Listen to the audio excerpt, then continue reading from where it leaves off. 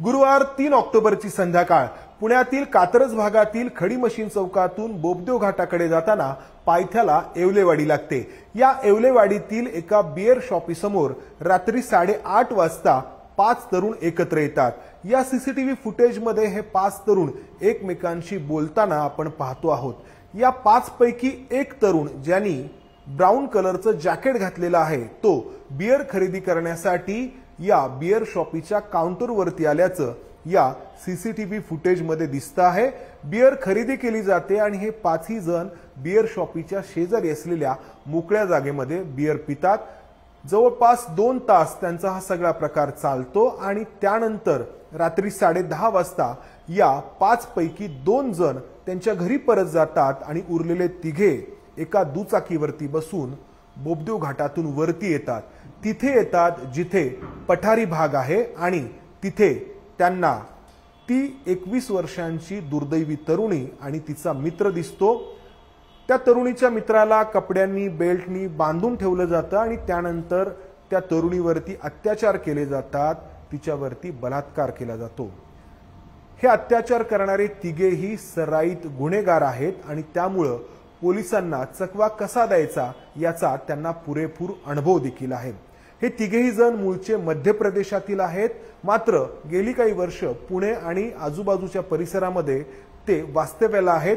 कचरा वेचणं किंवा मिळेल ते काम करणं असे उद्योग ते करतात, मात्र हे फक्त दाखवण्यापुरतं। त्यांचा मुख्य धंदा आहे तो म्हणजे चोरीचा, कारण या तिघांवरतीही पुणे आणि आजूबाजूच्या परिसरामध्ये पोलीस ठाण्यांमध्ये चोरीचे गुन्हे दाखल आहेत आणि एकावरती तर बलात्काराचा गुन्हा देखील दाखल आहे। त्यामुळे बलात्कार केल्यानंतर स्वतःला पोलिसांपासून वाचवायचं कसं याची त्यांना पुरेपूर जाणीव होती। त्यामुळे बलात्कार केल्यानंतर हे तिघेही जण मध्यभागी असलेल्या बोबदेव घाटाच्या त्या पठारी प्रदेशापासून खाली आले नाहीत, तर वरती आणखी गेले घाटामध्ये आणि तिथे काही काळ थांबले। त्यानंतर पुन्हा ते घाट उतरून आहे त्याच रस्त्याने पायथ्याशी आले आणि त्यानंतर वेगवेगळ्या गल्ली बोळांचा त्यांनी प्रवास करण्यासाठी उपयोग सुरू केला आणि वेगवेगळे रस्ते निवडत ते पुणे बेंगलोर महामार्गावरती असलेल्या खेड शिवापूर टोल नाक्यापर्यंत गेले। तिथे त्यांनी युटर्न घेऊन पुन्हा ते शहरामध्ये आले आणि हे सगळं त्यांचं सकाळपर्यंत सुरू होतं।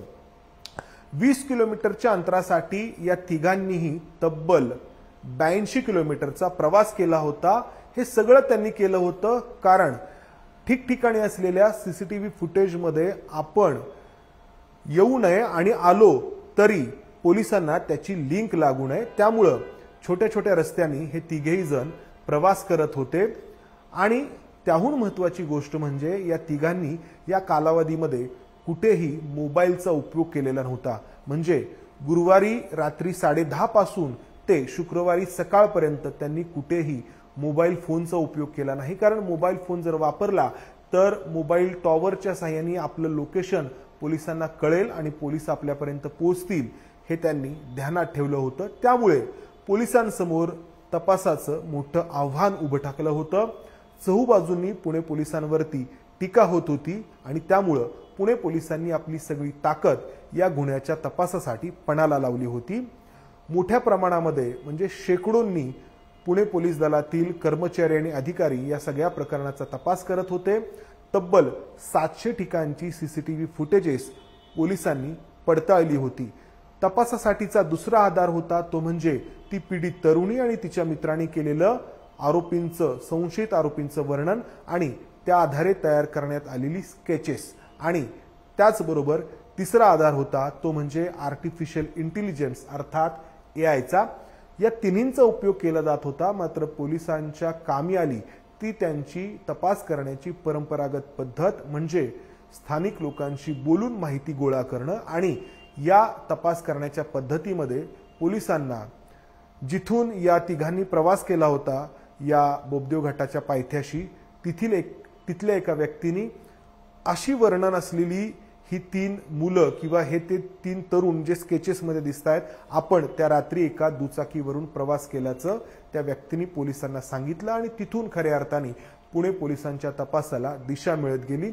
ज्या दिशेने हे तरुण गेले होते त्या ठिकाणची सीसीटीव्ही फुटेजेस पोलिसांनी पडताळायला सुरू केली, ज्यामध्ये एका पेट्रोल पंपावरती देखील हे तिघेजण असल्याचं आढळलं आणि मग या तिघांचा सीसीटीव्ही फुटेज मधला मार्ग पोलिसांनी काढायला सुरुवात केली आणि या तिघांचं सीसीटीव्ही फुटेज आणि त्यांची जे पीडित तरुणी आणि तिच्या मित्रांनी सांगितलेल्या वर्णनावरून तयार करण्यात आलेले स्केच यांची आर्टिफिशियल इंटेलिजन्सच्या माध्यमातून पडताळणी करण्यात आली आणि त्यानंतर आरोपी नक्की कोण आहेत तिथपर्यंत पुणे पोलीस पोहोचले। मात्र हा गुन्हा केल्यानंतर तिघेही एकमेकांपासून वेगळे झाले होते, 3 दिशांना गेले होते, या तिघांचे फोन बंद होते। त्यामुळे पोलिसांसमोर या गुन्ह्याच्या तपासाचं आणखी मोठं पुढचं आव्हान होतं। मात्र त्यातील एका आरोपीला पुणे पोलिसांनी पुण्याजवळच्या वारजे भागातून ताब्यामध्ये घेतलं आणि त्यानंतर या सगळ्या गुन्ह्याचा उलगडा झाला।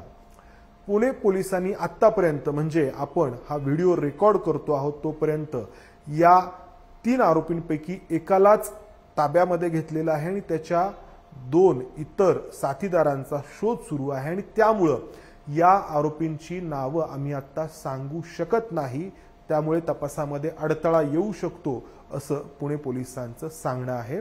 मात्र या सगळ्या प्रकरणाचा उलगडा केल्याचा दावा पुणे पोलीस करतायत।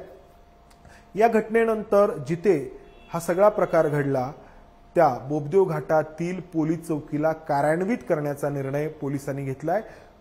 चौकी तिथे आधीपासूनच होती, मात्र नावापुरती होती। मात्र आता तिथे 24 तास कायमस्वरूपी पोलीस कर्मचारी असतील, तिथे लाईट असेल, त्या ठिकाणी मोबाईलला नेटवर्क मिळावं यासाठी मोबाईल कंपन्यांशी देखील पोलीस संवाद साधणार आहेत आणि या बोबदेव घाटातील या ठिकाणाच्या बरोबरच अशीच आणखी 7 ठिकाणं पुणे आणि आजूबाजूच्या परिसरामध्ये पोलिसांनी लोकेट केली आहेत किंवा पोलिसांना आढळली आहेत की जिथे जोडपी याना त्या कारणाने जातात आणि तिथे असे गंभीर गुन्हे घडण्याची शक्यता आहे आणि त्या ठिकाणी लाईट असेल, मोबाईल नेटवर्क असेल किंवा पोलिसांचा त्या ठिकाणी वावर अस्तित्व असेल हे वाढवण्याचा पुणे पोलीस इथून पुढे प्रयत्न करणार आहेत। कॅमेरामन विजय राऊतसह या व्हिडिओमध्ये मी इथेच थांबतो। धन्यवाद। एबीपी माझा, उघडा डोळे बघा नीट।